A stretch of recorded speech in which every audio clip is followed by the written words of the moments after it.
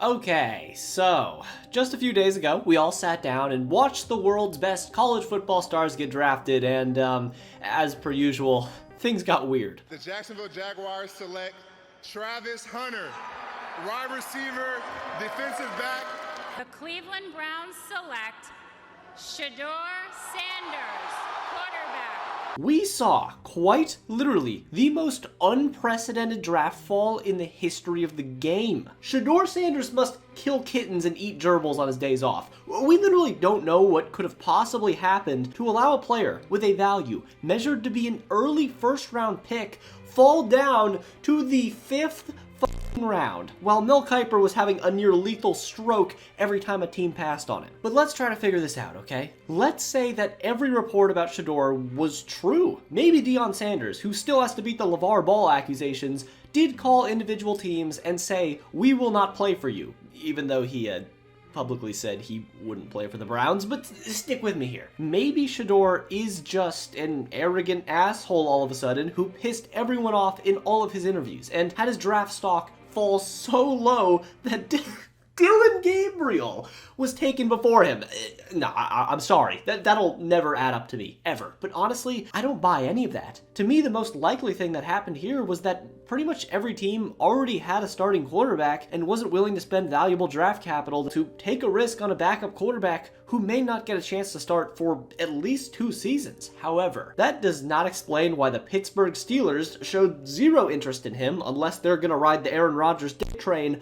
But even worse, for the life of me, I cannot understand what is cooking in New Orleans right now. I don't get it. Riddle me this, Batman. Let's say you're a team with a bit of a quarterback problem, and I'd say the Saints are there right now. Not only do you have Derek Carr on the roster, but even worse, Derek Carr is threatening to play football for your team in the big 2025. And since you haven't had anyone even remotely worthy of sniffing the grimiest part of Drew Brees' girdle since he left you with the 9th pick in the draft, you go with Kelvin Banks Jr. Okay, honestly, that's fine. Pick the lineman that you believe in to try to build up that offensive line that struggled for a majority of last season.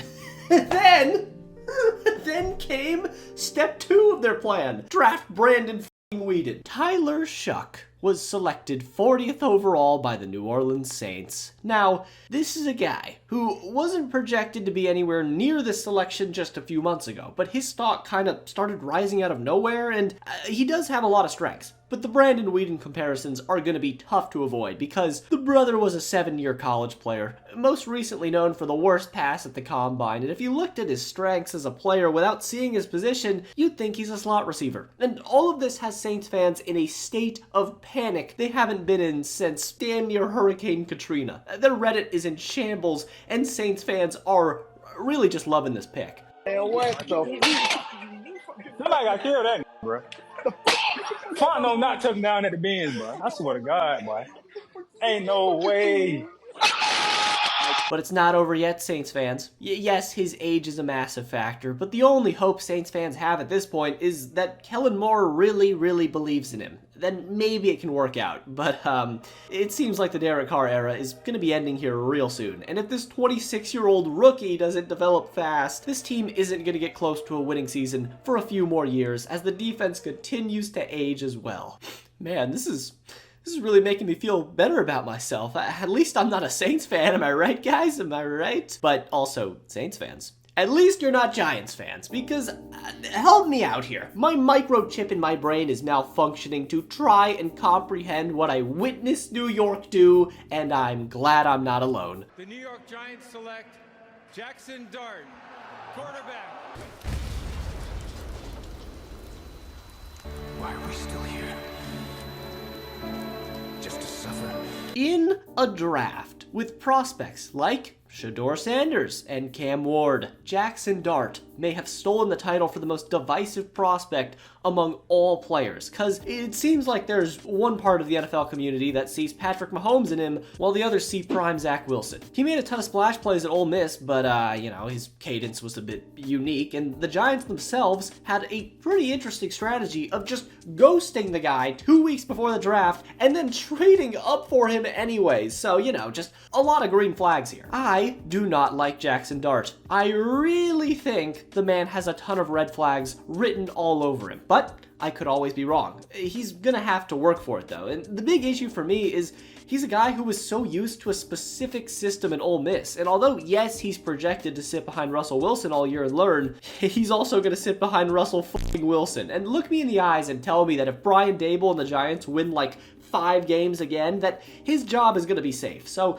if Daboll gets fired, then you'll get a new coach coming in with a new system, and his development might just be shot before he even gets a chance. But for what it's worth, I actually do believe in the Giants' defense. I think they could be something, but you know, that's what bad teams do. They take busts. So we'll see if Jackson Dart proves me wrong. But also, good teams just keep making the correct decisions. You know what pisses me off? For like the 4th year in a row, we all look back at the first 2 rounds of the draft again and go, how the fuck did we let Philadelphia get away with this again? For relative value, Philadelphia got away with jewel robbery when they took Jahad Campbell. I mean, this shit's just ridiculous. This man could have gone like 8th overall, but no, of course. The league let Howie Roseman sit back with his feet up and take another steal defensive player from a big name school that's gonna develop into another Pro Bowler on the most stacked defense in the league. F this shit, bro. Andrew Makuba is a great pick to buff up the safety spot. Smail Mondon has potential for the value from Georgia, of course, but I don't think Philadelphia had the best draft themselves.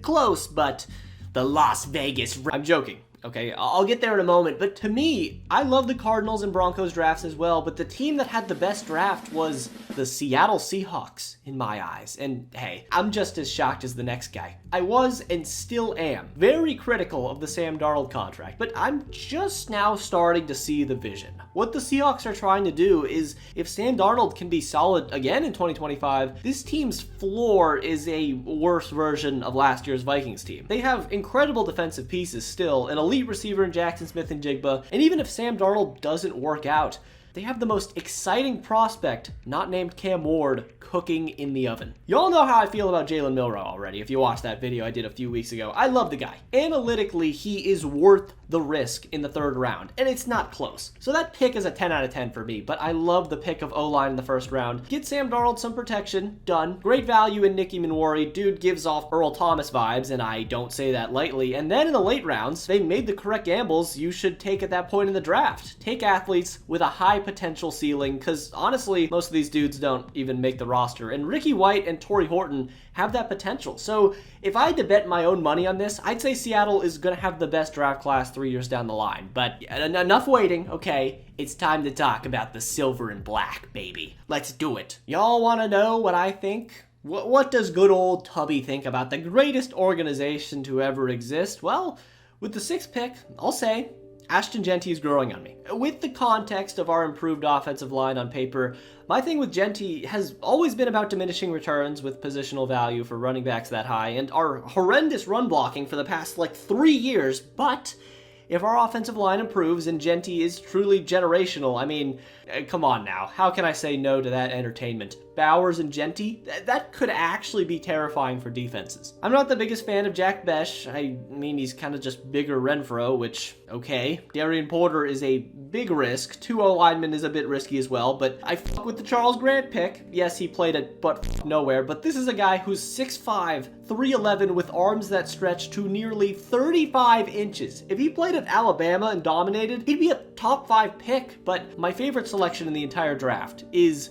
Dante Thornton Jr. 6'5", 205, ran a 4.3, and this man has all the potential in the world to be like Rashid Shaheed, but thicker. So I'm really excited to hopefully see Trey Tucker nowhere near the offensive field. However, I wanted Shador Sanders, bro. If we could have traded into the 5th round, like, why not? How is he not worth the risk in the 5th, or even just it could have taken him with one of those picks that we took a lineman, because now we have like 10 linemen on the team and cuts are going to have to be made. We were linked to him 1st overall for most of the season, and I truly do think Shador Sanders has the potential to be a very, very good player, similar to like Brock Purdy. So we'll see, but I think we had a solid draft. It could have been better, but we'll take it. But what a weird draft this was overall, and we'll see if gambles like the Travis Hunter trade, the Falcons trading away their 1st round pick next year, and of course, Jackson Dart will pay off in the 2025 NFL season. But